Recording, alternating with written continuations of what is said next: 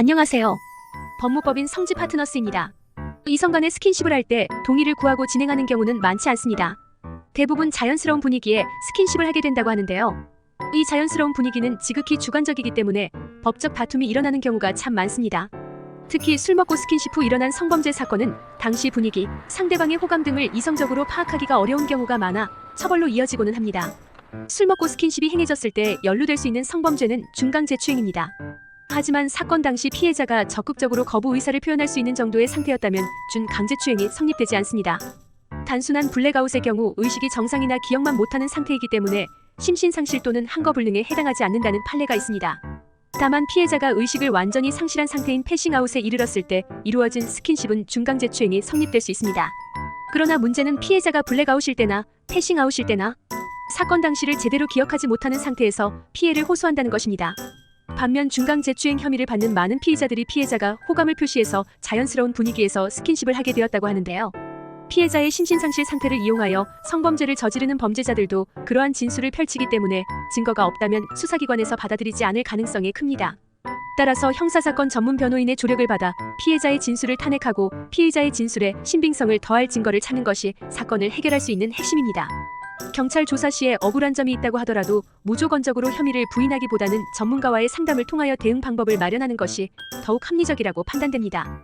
술 먹고 스킨십으로 발생한 중강제추행은 피의자가 술에 취하여 실수를 하였을 수도 있습니다. 피해자의 진술을 탄핵할 만한 증거가 없다면 혐의를 인정하고 신속히 피해자와 합의에 이르는 것도 최선의 해결책이 될 수 있습니다. 성범죄 전력은 앞으로 어떤 걸림돌이 될지 모릅니다. 법률 전문가가 직접 사안을 검토해보는 것이 좋겠습니다. 술 먹고 스킨십은 노래방, 모텔, 룸카페, 거주지 등 은밀한 공간에서 이루어지는 경우가 많기 때문에 증거가 없습니다. 따라서 정황 증거를 통해서 피해자의 진술이 사실과 다르다는 사실을 밝혀내야 하는데요. 직접 증거가 없을 때 변호인이 어떻게 사건을 해결하였는지 다음의 사례를 통하여 확인해 보시기 바랍니다. 중강제추행, 직접 증거 없지만 피해자의 진술을 탄핵. 의뢰인은 친구들과 술자리를 가진 후 술을 깨기 위하여 공원을 산책하던 중에 본 사건의 피해자를 만났습니다. 피해자는 의뢰인에게 가방을 분실하였다며 핸드폰을 빌려달라고 하였습니다. 의뢰인이 핸드폰을 빌려주었습니다. 하지만 피해자는 분실물을 찾지 못하였습니다. 의뢰인이 집에 데려다 주겠다고 하였으나 피해자는 근처에 방을 잡아달라고 하였습니다. 이에 의뢰인이 모텔방을 잡아주었는데 가는 길에 피해자는 의뢰인을 껴안고 팔짱을 끼며 입맞춤을 하였습니다. 이에 의뢰인은 피해자가 본인에게 호감이 있다고 생각하여 응하였습니다. 하지만 모텔방에 들어가자 피해자가 잠이 드는 것을 보고 의뢰인은 모텔을 떠났습니다. 이후 피해자는 잠에서 깬 후 자신의 옷이 일부 벗겨져 있는 것을 보고 모텔 주인에게 피해 사실을 알려 모텔 주인이 경찰에 신고하였습니다.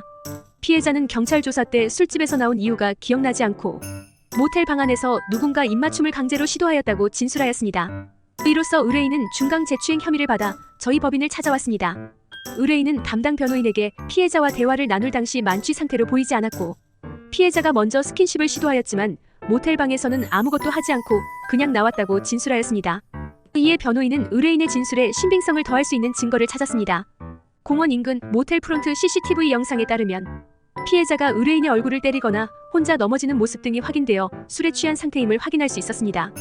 그러나 피해자가 의뢰인이 먼저 가지 못하게 잡는 모습, 껴안고 얼굴을 맞대는 신체 접촉을 하는 모습도 포착되었습니다. 이에 따르면 피해자가 먼저 스킨십을 하여 호감을 가진 줄 알았다는 의뢰인의 진술에 신빙성이 있다고 보았습니다. 또한 모텔 방 안에서 의뢰인이 강제로 입맞춤하였다는 피해자의 진술은 피해자의 불명확한 기억에만 의존한 것이기에 피해 사실을 인정하기에 부족하다고 보았습니다. 담당 변호인은 위의 사실을 검찰에 전하며 의뢰인의 중강제추행 혐의를 인정할 수 없음을 주장하였습니다. 그 결과 검찰은 증거가 불충분하여 혐의가 없다는 처분을 내렸습니다. 술 먹고 스킨십으로 연루될 수 있는 성범죄는 폭력 또는 협박을 수반한 성범죄와 동일한 형사처벌이 이루어집니다. 중강제추행은 10년 이하의 징역 또는 1,500만 원 이하의 벌금에 처할 수 있습니다. 혐의를 인정하지 않아 피해자와 합의에 이르지도 못하였는데 유죄 선고를 받는다면 초범이더라도 벌금형 또는 집행유예 등의 처벌을 받을 수 있습니다. 성범죄 전력이 남게 되는 것이므로 신중히 판단하고 대응하여야 합니다.